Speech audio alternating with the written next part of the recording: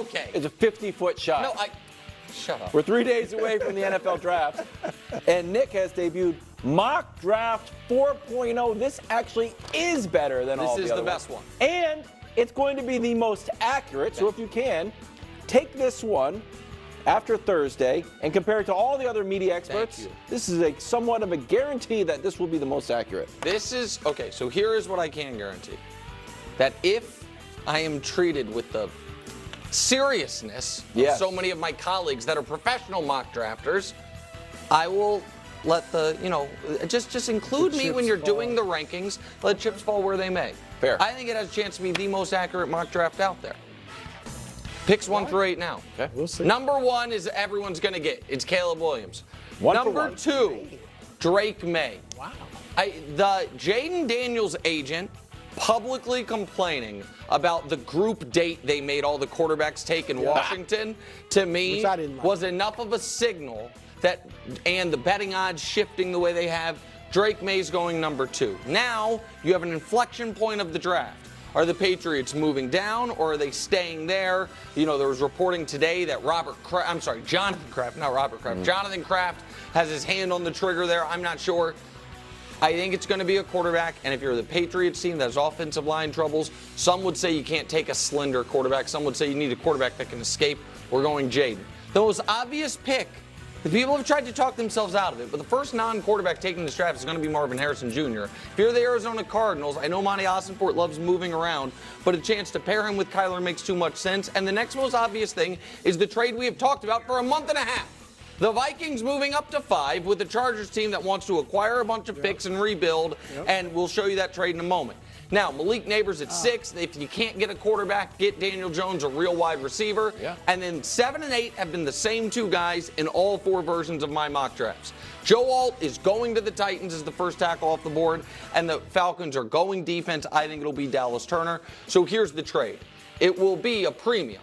You're trading your 2 firsts this year and a first next year for the 5th pick, and you're going to get a 4th rounder. Call New England for that. We're getting extra first-round picks. Well, yeah, I think the Patriots are going to end up staying there and drafting a quarterback. All right, now we get to picks brew 9 through 16. Ton of options for Chicago. Trade down is a possibility. Take the second best defensive player on the board, or maybe the best on your board. I think if you draft Caleb number 1, being able to build out a Bengals-esque receiving core is too good of an opportunity to pass up.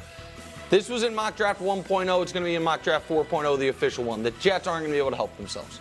They have a hole on their roster at tight end. He's considered a guy who can instantly step on the field and make an impact. You would then have dynamic playmakers, running back, tight end, and wide receiver. I think they take Brock Bowers. Tylese Fuaga, we've talked about Harbaugh's love affair with the offensive line, understandably. He's a right tackle. You already have your left tackle in place. That's a plug-and-play guy.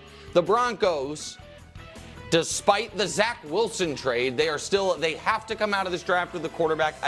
Maybe they trade back and still get Bo Nix. In this, I am just taking him at number 12.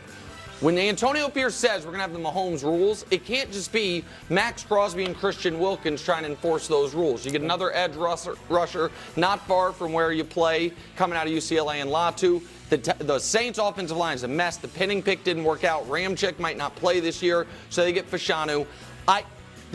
I am very confident the Colts are taking the first corner off the board. I think it'll be Quinyon Mitchell. Some people think it'll be Terrion Arnold. But I think they're going corner. And then Fatanu, who can play guard or center for the Seahawks, right out of Washington up the street from them. They go 16. Now let's go to the second half of the draft. Why would the Jags take Adonai Mitchell as the 4th receiver off the board? Because Trent Baalke doesn't know what he's doing, and he always takes the right position and wrong player. So I think it's going to be Adonai Mitchell there. The Bengals have been trying to replace DJ Reader. They can do that with Byron Mitchell. The Rams have been trying to replace Jalen Ramsey. They can do that with Terrion Arnold. The Steelers, everyone knew they were drafting Najee. Everyone knew they were drafting Kenny Pickett. All the reporting in Pittsburgh says they're drafting Amarius Mims, play tackle. I believe that. The Dolphins have a hole to fill at Christian Wilkins. They get it in Johnny Newton. The Eagles need safety and corner. So they take Cooper DeJean, who can play both spots. Also, the cool thing that we finally have a white corner in this league for the first time since Jason Sehorn. He goes number 22. The Chargers get Brian Thomas, who should have gone to the Jags because they lost Keenan Allen and Mike Williams, obviously. That Graham Barton's not going to play tackle in the pros. He's going to play on the inside. He can take over for Bruce guy, who Biotish at center. And now the final 8 picks of the draft. I'll go quickly here. The Packers need a tackle. J.C. Latham's there. The Bucks need a lot of things, but corner's one of them. Nate Wiggins is a good pick. The Cardinals need help at every level of their defense, but there's only been 2 edge rushers taken at this point. They can get Jared Verse. The Bills have to come out of this with a receiver. Maybe they take Xavier Worthy. Troy Franklin seems more stable. They take Franklin. The Lions have wanted that deep play receiver since they drafted Jamison Williams. Hasn't worked out. He could do it. The Chop Robinson feels like a Ravens pick, and it feels like as soon as they send it in, people will be like, how do they do it? Every year they somehow find a way. And so, and then the Niners need interior offensive line help, so Blue will stop beating them up. They do. And then there is one legitimate day 1 tackle left. The Chiefs bypass wide receiver.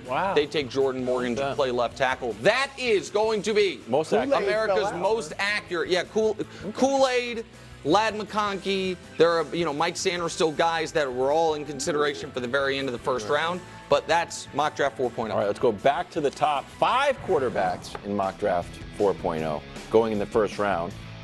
Brew, what are the chances Caleb is the absolute best? 80 to 85%. Wow. That's too much. Really? I think so. You think? Yeah. Look, I think that Caleb has fallen victim to overanalysis, which happens when a guy, whether it's football or basketball, they show you early, right away, oh, this guy is going to be a great pro. And if they stay in basketball for whatever reason, but obviously football, they have to, you start picking about what they can't do, more so than focusing on what they can do. And I think that's happened with Caleb. Now, he has some things you need to work on. You want to see him on schedule more and things like that.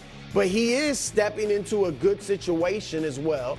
I like Jaden Daniels second best in this draft. I wouldn't be shocked if Jaden ended up becoming the better quarterback. But I'm leaning heavily, obviously, toward Caleb. So the reason I said wow was because I thought you were going to be more conservative with the number. Yeah, I think 95 to 99%. And you guys can say I'm too, I will use the Trevor Lawrence example for this, where you had 5 quarterbacks taken in the first round. There was no debate about who was going number 1. You guys can say he's been disappointing or not. If the answer is, was he the best quarterback in that draft? Unquestionably, yes.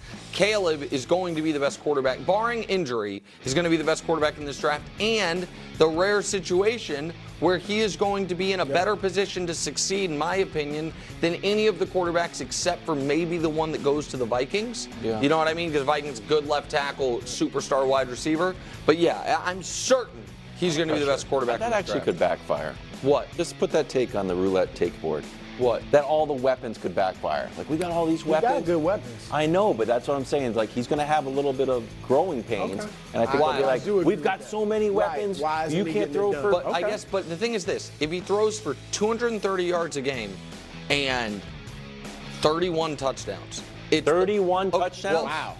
Well, I mean, I said 31 because the Bears have never had a quarterback throw for 30. They've never had a quarterback throw for 4,000 yards or 30 touchdowns. So let me do it differently. If he throws for 220 yards per game and 27 touchdowns, it's the second best season in the history of Bears quarterback. Yeah. So I don't think they're going to be disappointed.